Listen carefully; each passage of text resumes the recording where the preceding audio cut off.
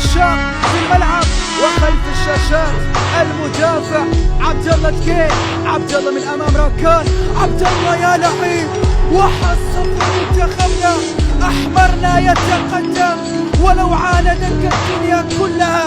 تذكر انك يماني ولو انتظرت يوما سقوطك اثبت لهم ان اليمني لا ينكسر لا يسقط، دوما شامخ دوما عالي دوما متفرد دائما في الذمة. وحصل منتخبنا الهدف ليس من اجلك يا مدافعنا، سجلها حطها عبد الله ما شاء الله متواجد عبد الله يا لعيب يا لعيب عباس، يلا يا عباس الفرحة الثانية الضربة الثانية الضربة الثانية الضربة الثانية برواني عباس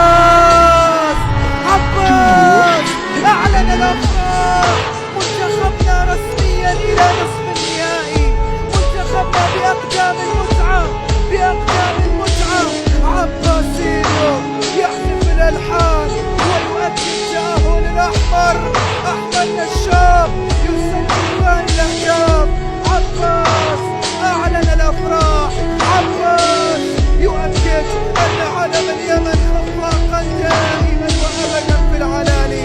فرحة الجماهير الكبيرة، سعادة الحضور من خلف الشاشات عبر المهنية يحتفلون وفي المدرجات يصرخون وبصوت عالي يرددون حي اليماني حيوه بالروح بالدم، نفديك يا يمن نفديك يا وطن، والله نفديك بالروح وبالدم، والله لا نملك نفديك يا وطن يا لعيب يا لعيب. برواني يا متعة عباسينيو حطها في الشباك، عباسينيو برواني هذا النور ولا أروع. عادل اثنين تعازموا عليها.